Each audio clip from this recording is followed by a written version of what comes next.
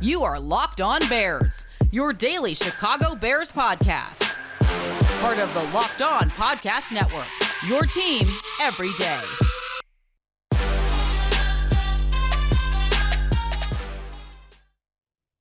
If I had told you before the game that the Chicago Bears would hold Kirk Cousins under 100 yards and Dalvin Cook under 3.5 yards per carry, you would have thought the Bears pulled off the upset. But, of course, as the game showed, no one can out Chicago Bears, the Chicago Bears.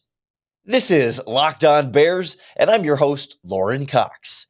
I'm an analyst for Pro Football Focus, and I'm here to bring you your daily, in-depth Chicago Bears news and analysis. You can follow me on Twitter at CoxSports1. You can follow the podcast on Twitter at Locked On Bears. You can like Locked On Bears on Facebook. You can join the Locked On Bears Facebook group for even more Bears talk. And make sure you hit that subscribe button on the Locked On Bears YouTube channel. That's going to be the best way to keep up with all of our video podcasts as well. Thanks for making Locked On Bears your first listen today and every day. On the show today, unfortunately, we have to go through what was just a different kind of ugly loss on Monday Night Football. It was a different kind of ugly than like the big blowout to the Buccaneers earlier this season. We'll talk about some of the self-inflicted wounds, the turnovers, the penalties, the way the Bears just couldn't seem to get out of their own way so often in this game, despite doing a lot of things well and a lot of things right. We'll also look at how, this Bears team did keep fighting and really did seem to care. And particularly, I want to talk about the Teven Jenkins penalty there after Justin Fields was hit on the sideline and Germain Ifedi's response to Teven Jenkins, because that whole situation really rubbed me the wrong way. And we'll wrap up with a look at this Bears defense, how they stepped up with the odds stacked against them. Everyone thought it was going to be a disastrous defensive performance, but you got to give credit to Sean Desai and some of these young players in the secondary for doing their jobs, even when some of the rest of the team wasn't able to hold up their end of the bargain. And that was really the story of this game. I think, yes, great defensive performance, but more so bad, not only just bad offense, but just bad execution, because you got to throw in Damiere Byrd's muffed punt, giving, an extra possession to the Vikings. Although the Bears did get a blocked punt in there too, or a tip punt, but Bears get the tip punt, start the ball at the 30 and finish that drive with 0 points. So if that was so often the story in this game, I mean, how many times did the Bears end up in the red zone and end up with no points? They got the field goal right away. And of course, garbage time, last play of the game, touchdown to Jesper Horsted. But like in between that, they could not do anything down in that area of the field. And, some of the blame, occasionally it was a slightly inaccurate pass from Justin Fields. Yes, I think Fields had a solid game for the most part. I mean, fumbles, yes. And taking bad sacks, yes. But he also finishes 26 of 39 for 285 yards and a touchdown, albeit with some garbage time inflated stats in there. But he was consistently averaging over 7 yards per attempt throughout the game. It wasn't as though the garbage time increased the volume, but not as much the efficiency. Like there was one point in the game, he was 11 of 13 for 100 and some odd yards and had a passer rating over 100. Like, he was playing well on the plays where he wasn't taking sacks and fumbling for the most part. But, again, he did fumble a couple of times in this game, and the Bears themselves could not get out of their own way, penalized over and over again. And yes, some, if not many of those were bad calls by the referees, 100%. Was it purely bad calls by the referees that lost the Bears this game? I don't think so. Like, yes, the Bears were penalized 9 times for 91 yards.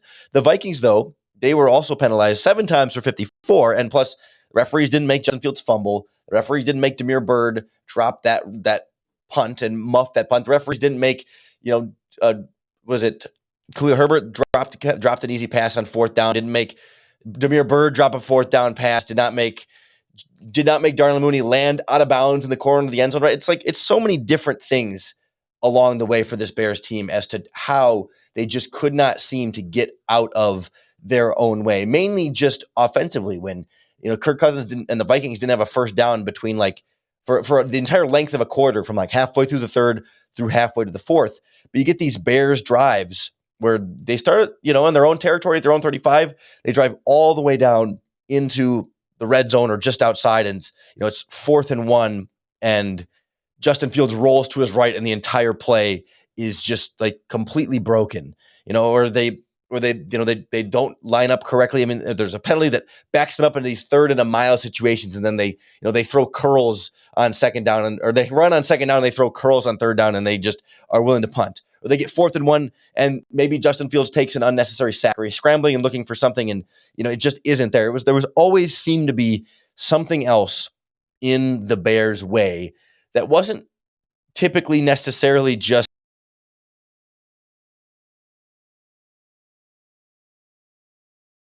open, and Justin Fields, can't find anywhere to go with it on that 4th and 1 rollout. Like, yes, give the Vikings defense some very real credit for some of the plays that they did make in this game. It wasn't purely the Bears themselves, but it did feel like a lot of it was the Bears crapping themselves, where some of it's play calling, some of it's a rookie quarterback, some of it's just like your tight end can't hold on to the ball. Jimmy Graham can't hold on to it in the end zone. Cole Kmet struggled on some contested catch balls in there. And, maybe, and they weren't able to run the ball quite as well as the Bears might have wanted to. They maybe didn't stick with it quite as much as you would have wanted to. I mean, 18 carries for Montgomery is a step up from where we saw last week, but 3.3 yards per carry, and the Bears started getting down on the scoreboard. They did have some urgency to get the passing game going a bit more down the stretch. And it didn't seem like it was until that 4th quarter that they went into a little bit of a no huddle and an upper tempo again, and Fields was hitting like 3 or 4 of those in a row and driving down. But again, stalling in the red zone. And it's been their nemesis. And the broadcast talked about how Fields knew that was going to be a big point of emphasis for them, and they still weren't able to figure it out. And it's frustrating when it's not just purely one thing that you can point to, where it wasn't purely play calling, and it wasn't purely the quarterbacking. And it's just a real culmination of the struggles that this Bears team has faced this season. And in a game like this that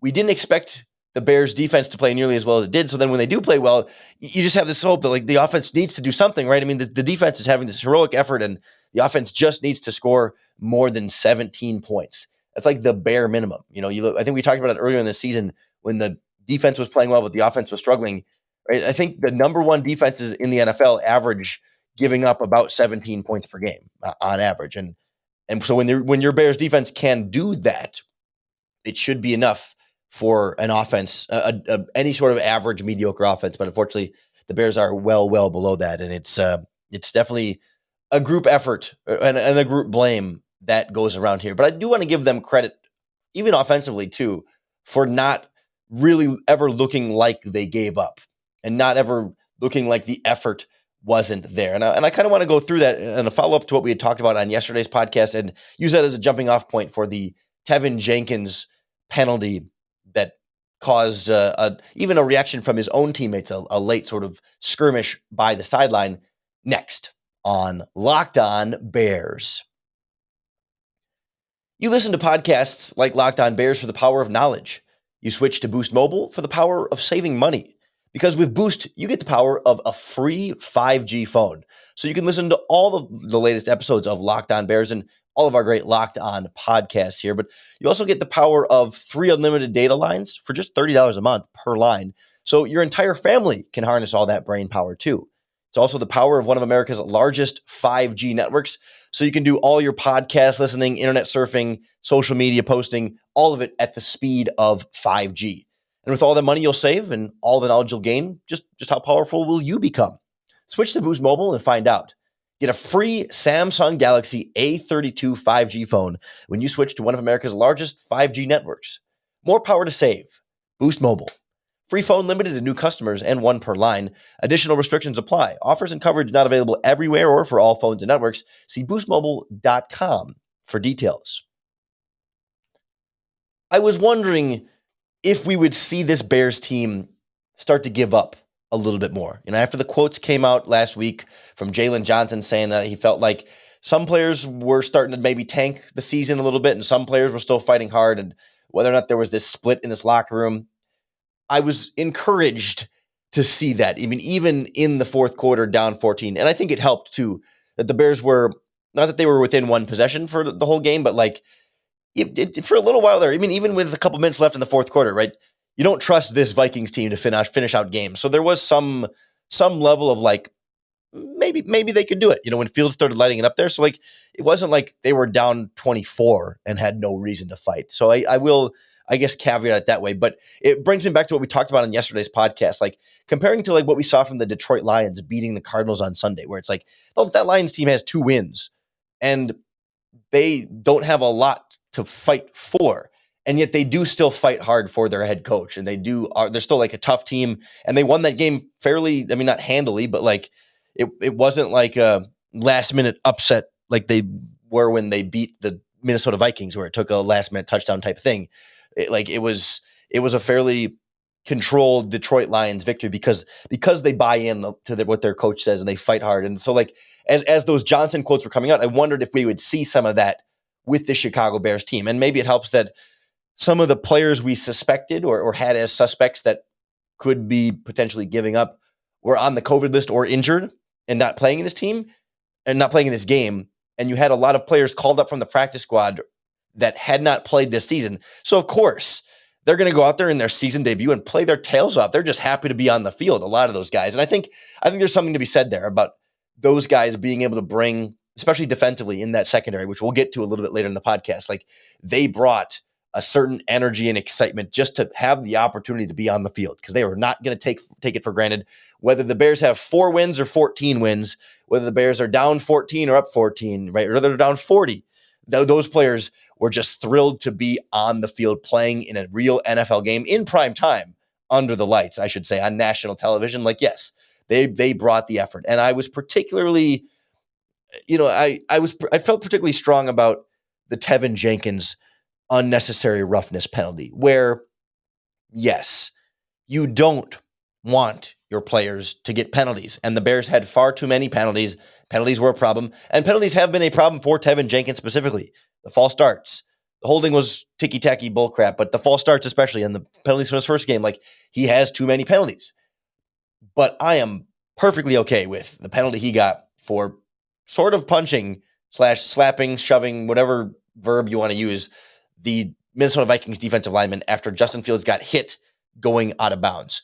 And the broadcast talked about how it wasn't really a dirty hit and that he took a couple, like Fields had taken a couple steps and was an active runner and was not just a defenseless player going to the sideline. And, the point to me is not to argue whether or not it was a penalty. It was still a big hit on your quarterback. And I want every offensive lineman stepping up to defend my quarterback every single time he's hit by any defensive player. And consistently, we don't see any Bears offensive lineman do that until Teven Jenkins came in last week. We saw it every time. Teven Jenkins last week in his first game, as bad as he played, and every play, he would be the first player running over to Justin Fields to help him up. He would be the first player running over to David Montgomery and helping him up. At the end of every play, he was there for his teammates. And so when Justin Fields gets hit late or hit at the end of a play, legally or not, going out of bounds, I want Teven Jenkins over there in somebody's face. Somebody on the offensive line has to care. You know what I mean? Like, that's what I love to see. And for Germain Ifedi, of all people, to go over there and then get in Teven Jenkins' face about it is ridiculous. I mean, get out of here with that fake leadership BS. Germain Ifedi hasn't been there all season. You know what I mean? And it wasn't his fault that he got injured and he was on the COVID list or whatever. Like, so don't get me wrong, but like, who are you to come in here and come over to the rookie and be like, hey, kid, and get in his face? And he shoved Teven Jenkins and was like slapping him a little bit and like trying to push him back. Like no, like don't get me wrong. If it was Jason Peters, future Hall of Famer, leader of that offensive line, grinder all season, yes, okay, he can come over and be the leader. And I get that Ifedi is, one of the veterans of the group, but like, dude, you're going to get in the guy's face for penalties when you were the most penalized offensive lineman in the NFL for the first 4 years of his career. His second season, he had 19 penalties with the Seattle Seahawks. Number 1 in the NFL in shooting himself in the foot, mental mistake penalties. And you're going to be the one that gets in Teven Jenkins' face when he's defending his quarterback. I don't care about the 15 yards. You know what I mean? The Bears are 4-9 or whatever. If this was like pivotal playoff game, pivotal moment or whatever, but like, no, go step up for your teammate and give a damn about the player next to you. The rest of this offensive line has been so soft in the entire Matt Nagy era. They're not physical. They don't hustle to the end of plays. They lose their block and they turn around and kind of throw their hands up and say, well, play is over. And Teven Jenkins does it. And that's what I appreciate about him. Yes, he's not been good these 2 games. Although I do think you take out the penalties, the actual blocking plays have been better than the penalties, I think, reflect in his performances. But like, he cares. He cares more than anybody else on that offensive line. He sure as hell cares a lot more than Jermaine Ifedi has the last 2 seasons we've seen him in Chicago. I mean, he's been in this soft group of offensive linemen. And so then for him to come over and try and scold that rookie like he's some big shot leader offensive lineman, the example that your rookies should follow is just ridiculous. Like, get over yourself. You can come over and put your arm around Teven and say, hey man, it's not worth it or whatever. And you can be a friend and a good teammate, but to go over there and be what looked like visibly abusive is a strong word. Abrasive. How about abrasive? We'll try and give him some benefit of the doubt there. Like, come on, dude. Like, they need more Teven Jenkinses and fewer Jermaine Ifedis on this Bears offensive line. But it speaks to these younger players stepping in after having not being able to play all season and seeming to care a lot more than some of the other veterans that have been on this roster. And it honestly, it does reflect well on the coaching staff to have these players fired up and standing up for their teammates and caring to the very end of a game they're losing when they're losing again, after so many losses this season, still being able to harness that and have that for a full game. It's encouraging to see in that one area that they have not given up. Of course, it's encouraging to see the defense play as well as it did, really bouncing back in spite of missing so many players. We'll take a closer look at some of the standout performances and just how impressive it was next on Locked On Bears. Super Bowl 56 is just a couple of months away now. I know the Chicago Bears won't be anywhere near that, eliminated from the playoffs, but if you've ever been to the Super Bowl before, now is your opportunity to do so. Our friends at On Location are the only place to score a once-in-a-lifetime Super Bowl ticket and experience package. On Location is the official hospitality partner of the NFL. So all of this is a premium, legitimate, above-board experience package. You get to choose your exact seats. This is not a scalper thing. This is not any kind of shady deal. This is exact seats NFL partnership at the Super Bowl, plus a variety of elite experiences featuring exclusive pre-game celebrations with NFL legends. I mean, you cannot get that anywhere else. Plus 5-star Los Angeles hotels and food by the great Wolfgang Puck. I mean, it is really for the mind, body, and soul and stomach, your Super Bowl experience. Visit onlocationexp.com/SB56 for more information, or you can just search Super Bowl On Location. The website again, onlocationexp.com/SB56, or search the words Super Bowl On Location. The last touchdown pass there to Jesper Horsted was so close to being a real all-time bad beat for sports bettors out there. At BetOnline.ag, the line ended with Bears -7. But because the Bears didn't kick the extra point, they lost by 8 because the NFL rule changed where you don't kick extra points on scoring plays at the end of a game that don't matter or don't count towards the outcome of the game. So very, very close to flipping the odds there for a lot of bettors. Some bettors, I think, when the COVID started getting worse for the Bears, ended up getting it at Vikings plus 13, I think is what I saw somebody get, or they did alternative lines to get Vikings plus 13. And those people got screwed over by that late Bears touchdown. But hey, that's what makes betting on these games so much fun. And betonline.ag is the number one place we recommend for all your sports action this season, not just the Bears, but college football, playoffs, bowl games, plus NHL, boxing, soccer, hockey, tennis, basketball, you name it, they have it at BetOnline. Sign up today for a free account. And when you do, enter in our promo code Locked On, and they're going to give you a free 50% welcome bonus on your first deposit. That's them giving you free money to play with at BetOnline, where the game starts.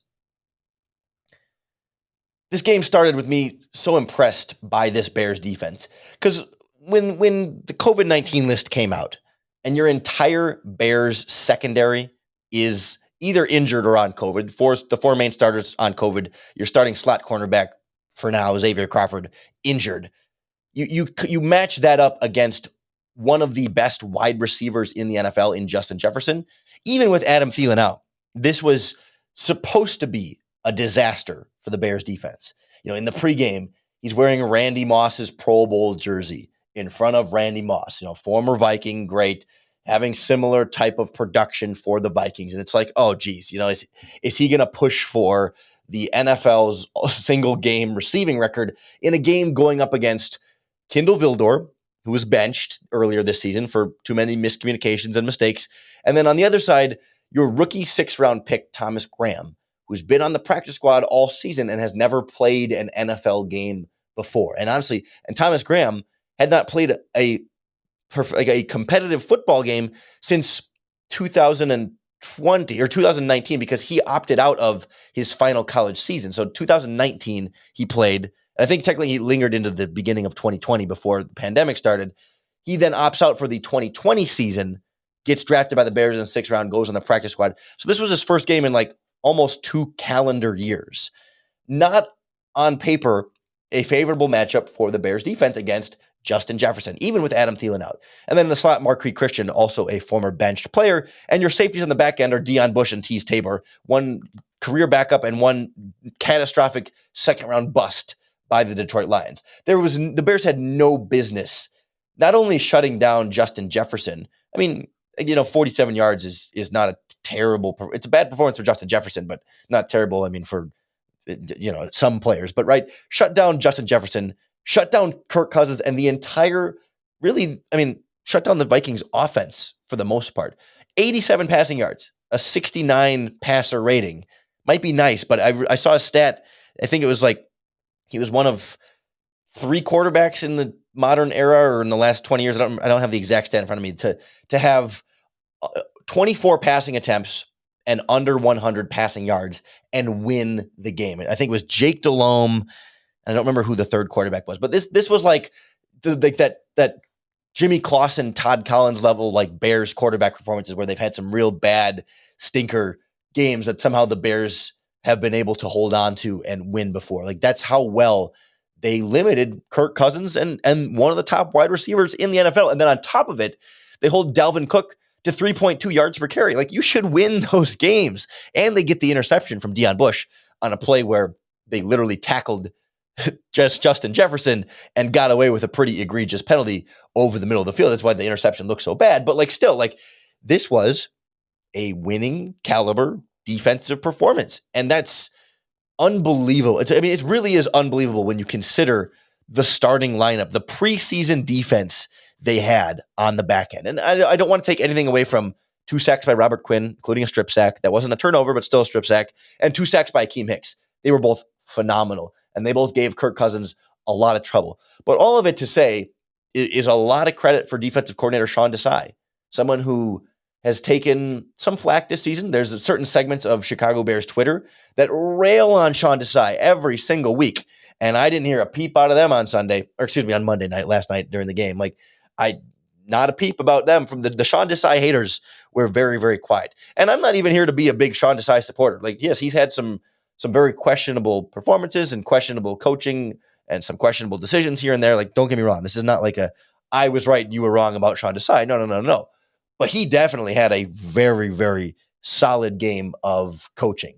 There were a couple of moments there where miscommunication on the touchdown to that rookie wide receiver with the hyphenated last name from the Vikings. I got it in front of me. Smith Marset, where I think Kindle Vildor and everybody went with Justin Jefferson, and you don't know for sure whether it was Vildor's fault or someone else's, but Vildor was the closest, so we blame him, right? Maybe, is that inexperienced players or coaching, maybe somewhere in between. And then Deion Bush on the Justin Jefferson touchdown just smoked to the outside. And he's got to know better that his help in coverage is on the inside, and you just need to stop him from going outside. And he still let him go outside. I'm sure the coaching staff is smart enough to tell him that. It's just thinking it, reacting to it. They ran double China 7, the route concept they ran on that play. They run in the red zone all the time. When Justin Jefferson was the inside slot receiver there, I knew it was going to him in the corner of the end zone. You just know 2 guys are going to run underneath. It's an easy read for Kirk Cousins. If the cornerback stays underneath, then you know that corner of the end zone is going to be wide open. Double China 7 is what they run there. It's what most teams run in the red zone to try and get an elite receiver open in the corner of the end zone. So Deion Bush should have had an understanding even of not only where his coverage help was with the safety inside of him, so he could if Jefferson goes inside, he's got more help there. He should know that. And then also he should know a lot of teams run this play, and the Vikings run this play. When Justin Jefferson is the inside slot receiver, it's a tendency that he's going to run that corner route. So you should know what play is coming and also know that you need to defend that area of the field regardless of what play is coming. And he still just was totally out of position to defend Justin Jefferson. Frustrating moment. Detracts from the point here that for the most part, outside of that, very well done by this Bears defense. And they didn't choke it at the end either. We've seen those performances where defense plays well for a while and then the offense is so bad that eventually the defense just collapses by the end and can't hold the dam for 4 quarters. But there was that stretch there. And halfway through the third. So the Vikings scored the Smith-Marset touchdown with 5 minutes left in the third quarter, just under 6 minutes left in the third quarter to go up 17-3. And then they went 3 and out, and then they had a longer drive that also then ended in a punt, and then another drive that ended in a punt. And they didn't get another first down, I think, until, let's see, the next first down was with 3:59 to go in the fourth quarter. So they went from 6 minutes in the third to 4 minutes in the fourth, more than a full 15 minutes of game time without a first down in the second half. And that's so impressive given who was in the secondary for the Bears and the other injuries they've had in the front seven. I mean, don't forget Khalil Mack is out and that Danny Trevathan is not playing and that this defensive line has been limited and Akeem Hicks is not 100%. That was a great defensive performance. And if it's the last highlight reel we have of Akeem Hicks in a Bears uniform getting 2 sacks against the Vikings, it's a hell of a way to remember how well he's played for this Bears team and how well he's played against the Minnesota Vikings in particular. So, I hope it feels a little bit better about the game, right? I mean, it was ugly and it was frustrating and it was a lot of bad football, but it was good defensive performance. It was offensive linemen and young players caring, and that's the main thing you can ask for when you got a deadbeat head coach and you're eliminated from the playoffs. That's what I'm going to be looking for from this team next week against Seattle and for the rest of this season. You can be sure we'll break it all down for you 5 days a week right here on the Locked On Bears podcast. So make sure you're subscribed to keep up with all of our daily, in-depth Chicago Bears news and analysis. Thanks for making Locked On Bears your first listen today. If you're looking for your second listen today, I was the guest on Locked On NFL on today's Locked On NFL podcast, more of the national look at the league. We talking about this Bears-Vikings game, and we had some other storylines that we didn't have a chance to get to on this podcast today. So go check out that for all of your national NFL coverage, including some specific Bears talk with Ross Jackson from Locked On Saints, who is the host, or one of the hosts, rotating hosts of the Locked On NFL podcast. Tune back in for the rest of this week as we break down this game a little more and then turn our attention to that Seahawks game. And slowly we're going to start to get to know Bears head coaching candidates more throughout the rest of the season. So hopefully the Locked On Bears podcast can make it just a little bit easier for you that even when the team is not playing well, the podcast can get you going and make it that much easier to bear down.